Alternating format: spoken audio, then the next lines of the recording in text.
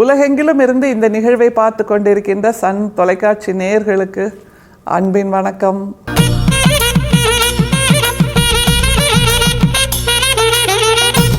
ஒரு சொலவடை உண்டு, ஒரு சிந்தனை உண்டு. என்னன்னா, அனுபவம் வாய்ந்த இளைஞர்கள் என்று யாருமே கிடையாது, காலமே அனுபவத்தை உருவாக்குகிறது அப்படிங்கிறாங்க. யோசிச்சு பாருங்களேன், நம்மெல்லாம் ஒரு வேலைக்கு அப்ளை பண்ணுறோன்னு வைங்க, முன் அனுபவம் இருக்கா, ப்ரீவியஸ் எக்ஸ்பீரியன்ஸ் இருக்கா அப்படின்னு ஒரு கேள்வியை வேற கேட்பாங்க. அப்போ நான் இந்த கம்பெனியில் ஒர்க் பண்ணியிருக்கேன், இந்த ஆஃபீஸில் ஒர்க் பண்ணியிருக்கேன் அப்படின்னு எல்லாம் சொல்லுவாங்க. பல பேரும் ஒரு பெரிய பட்டியல் கொடுப்பாங்க. ஆனால் எதுவும் அனுபவம் இல்லாத அந்த நிலை இருக்குல்ல, அது ஒரு சுகமான நிலை. ஏன்னா எதையும் கற்றுக்கொள்ளக்கூடிய திறந்த மனது இருக்கும், விரிந்த மனது இருக்கக்கூடிய ஒரு நிலை தான். எதையும் கற்றுக்கொள்ள முடியாமல் இதுவரைக்கும் எனக்கு முன் அனுபவம் இல்லை என்று சொல்லுகின்ற அந்த நிலை.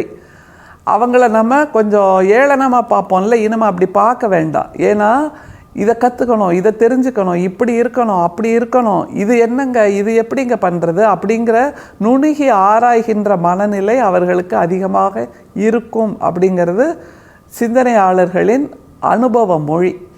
இன்றைக்கி நாம் பார்க்க போகிற வள்ளல் பிரானுடைய பாடல் 4 வரிதாங்க. ஆனால் அதில் அவர் ஒரு ஜெகஜாலம்னு சொல்லுவாங்கள்ல, அப்படியான ஒரு ஜால வித்தையை நடத்தி காட்டுறார்.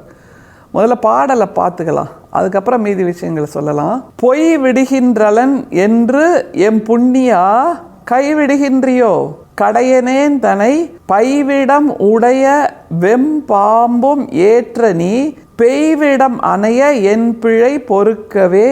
கலிமுறையீடு அப்படிங்கிற பகுதியில் 2ஆம் திருமுறையில் 611வது பாடலாக இதை வள்ளல் பிரான் கொடுத்திருக்கிறார். இதில் சிவன், அந்த சிவன் தோளில் தாங்கியிருக்கின்ற, கழுத்தில் தாங்கியிருக்கின்ற பாம்பை பற்றிய அந்த ஓமை இருக்கிறது. இதிலேருந்து என்ன தெரியணும்னா, 2ஆம் திருமுறை என்பது வள்ளல் பிரான் தேடலில் இருந்த சமயம்.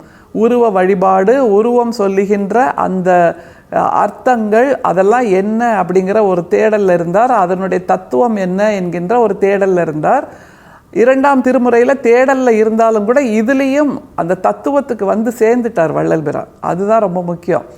ஏன்னா விஷம் அப்படின்னு சொன்னாலே நம்ம பாம்பு விஷத்தை தானே சொல்லுவோம். அந்த பாம்பையே அணிகலனாக கழுத்தில் அணிந்திருக்கிற நீ அப்படின்னு சிவபெருமானை பார்த்து ஒரு கேள்வியை கேட்குறார். என்ன கேள்விங்கிறத பாருங்க. பொய் விடுகின்றலன் என்று எம் புண்ணியா கைவிடுகின்றியோ கடையனேன் தனை.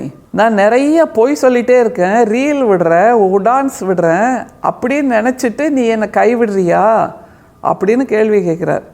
ஏன்னா மனதில் உண்மை இல்லாமல், சிந்தனையில் உண்மை இல்லாமல், சொல்லில் உண்மை இல்லாமல், கருத்தில் உண்மை இல்லாமல் இருந்து கொண்டு இறைவன்கிட்ட போய் சரணாகதி அடைஞ்சா அவங்களுக்கு இறை என்கின்ற அந்த நம்பிக்கை, அந்த தத்துவம் நிச்சயமாக அருள் செய்யுமா? அப்படி செய்தால் அது இறையாக இருக்குமா? இல்லை, மனசு ஃபுல்லாக கள்ளம், சிந்தனை ஃபுல்லாக கள்ளம், வார்த்தை ஃபுல்லாக கள்ளம், இவ்வளோத்தையும் வச்சுக்கிட்டு கடவுளே என்னை காப்பாற்று, கடவுளே என்னை காப்பாற்றுன்னு போய் நின்னா அந்த நபர்களுக்கு கடவுள் அருள் செய்தால் கடவுளை பற்றிய கேள்வியே நமக்கு வந்துடும்ல. ஏங்க, பொய்யான மனுஷனா உண்மையான மனுஷனான்னு தெரியாத நிலையிலேயா கடவுள் இருப்பார் அப்படின்னு நம்ம ஒரு கேள்வி கேட்போம்ல. அதைத்தான் வள்ளல் பிரான் கேட்கிறார். நான் திரும்ப திரும்ப நிறைய பொய் சொல்கிறேன், பொய்யானவனாக இருக்கேன், அப்படிங்கிறதுனால நீ என்னை கைவிட்டுட்டியா அப்படின்னு ஒரு கேள்வி கேட்குறார். அடுத்து அவர் சொல்லுகின்ற ஓமையை பாருங்க. பைவிடம் உடைய வெம்பாம்பும் ஏற்ற நீ. பாம்புக்கு மட்டும் உடம்பு ஃபுல்லாக விஷம் அப்படின்னு சொல்லுவோம் தெரியுமா? நம்ம எப்போ மற்றவங்களை பற்றி, மனிதர்களை பற்றி, தவறான மனிதர்களை பற்றி சொல்லும்போது பாம்புக்காவது கொடுக்கல தாங்க விஷம், இந்த மனுஷனுக்கு உடம்பு ஃபுல்லாக விஷம் அப்படின்னு சொல்லுவோம்ல. அந்த மாதிரி பைவிடம் தன்னை ஏற்றவனே அப்படின்னு சொல்கிறாரு. அதாவது விஷத்தை பையாக வைத்திருக்கின்ற, மூட்டையாக வைத்திருக்கின்ற, அல்லது தன்னுடைய கொடுக்கில் வைத்திருக்கின்ற, பார்த்தாலே அச்சம் தரக்கூடிய பாம்பையே நீ உன்னோட அணிகலனாக வச்சிட்ருக்க. ஆனால் என்ன கைவிட்டுட்ட, எதுக்காக அப்படின்னு அடுத்த வரியில் சொல்கிறார். பைவிடம் உடைய வெம்பாம்பும் ஏற்ற நீ பெய்விடம் அணைய என் பிழை பொறுக்கவே. பெய்விடம் அணைய என் பிழை பொறுக்கவேங்கிறது மிக முக்கியமான வார்த்தை. பெய்விடம் அப்படிங்கிறத, மழை பெஞ்சிக்கிட்டே இருக்குன்னு வைங்க, விடாத மழை, அருவி மாதிரி தொடர்ச்சியாக பெஞ்சிக்கிட்டே இருக்குது அப்படின்னா அது பெய்து கொண்டே இருக்கக்கூடிய விஷம் அப்படின்னும் எடுத்துக்கலாம். தொடர்ச்சியாக இருக்கக்கூடிய இடைவேளையே இல்லாமல் எல்லா நேரமும் 24 மணி நேரமும் விஷமாகவே இருக்கக்கூடிய நான் அப்படின்னும் எடுத்துக்கலாம். அப்படி இல்லைன்னா பெய்விடம்னு எதை தெரியுமா சொல்கிறாங்க சித்தர் இலக்கியத்தில்? இப்போ மழை வருதுன்னு வைங்களேன், மழை வரப்போகுது அப்படிங்கிறத அந்த ஈரக்காற்றோட தன்மை, காற்றோட ஈரப்பதத்தின் தன்மையை வச்சு ஒரு உயிரினம் கண்டுகொள்ளுமோ. அது எந்த உயிரினம்? மனிதர்களா அப்படின்னா இல்லைங்க, எறும்புன்னு சொல்கிறோம்ல, அந்த எறும்பு சின்னஞ்சிறிய உயிரினம், இவ்வளோண்டு இருக்கும், குட்டி கடுகு சைஸு. அந்த உயிரினம் எறும்பினம் காற்று ஈரப்பதம் மாறுறதை பார்த்துட்டு மழை பெய்ய போகுது அப்படின்னு கண்டுபிடிச்சிருமோ. உடனே அது ஒரு செயல் செய்யுமா. என்னன்னா, தன்னோட முட்டைகள் இருக்குல்ல, எறும்பு முட்டைகள், அதை பத்திரமா வேறு இடத்துக்கு எடுத்துகிட்டு போயிடுமா. அதாவது மழை பெஞ்சு சமவெளியில் இருந்தால் அந்த எறும்பு முட்டையெல்லாம் மழை நீர் அடிச்சுட்டு போயிடும். அப்படி போகாமல் இருக்கிறதுக்காக தன்னோட குஞ்சு தானே, எறும்புக்கும் தன் குஞ்சு பொன் குஞ்சு தானே, அதனால் அந்த எறும்பு முட்டையை அந்த எறும்புகள்லாம் வாயில் தூக்கிக்கிட்டு மேட்டில் கொண்டு போய் வச்சுடுமா. அந்த மாதிரி இடத்துக்கும் பெய்விடம் அப்படின்னு தான் சொல்கிறாங்க. எனவே அந்த எறும்புகள் தன்னுடைய முட்டையை கொண்டு போய் மேட்டில் வைக்கின்ற இடத்துக்கு பெயர் பெய்விடம். அப்படியும் எடுத்துக்கலாம். அந்த மாதிரி நான் என்னோட முட்டை, பொய் முட்டைகள், பொய் மூட்டைகள் எல்லாத்தையும் எங்கேயுமே பாதகம் இல்லாமல் அடிச்சுட்டு போயிடாமல் மேட்டில் கொண்டு போய் வைக்கிற மாதிரி பத்திரமா பாதுகாத்து வச்சுருக்கேன். அதனால் என்னோட இருப்பில் அந்த பொய் என்பது எல்லா நேரமும் கையிருப்பாக இருக்குது. முட்டை போடுது வேற, முட்டை போட்டு குஞ்சு பொரிக்குது அப்படின்னா அந்த பொய் முட்டைகள் தொடர்ந்து பல உயிராக பெருகி நிற்கின்றன. அப்படி இருக்கக்கூடிய விஷ ஜந்துவாக, விஷ உயிரினமாக இருக்கக்கூடிய என்னை நீ அருள் செய்ய வேண்டாமா அப்படின்னு கேட்குறாரு.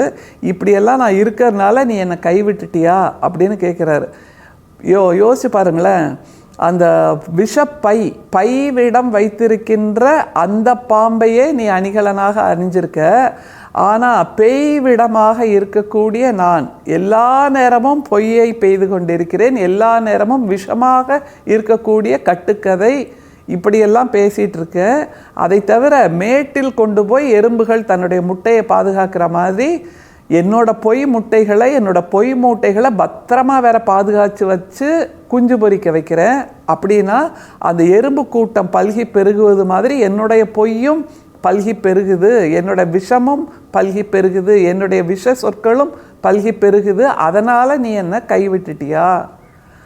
இது வள்ளல் பெருமானை பற்றிய பாடலா?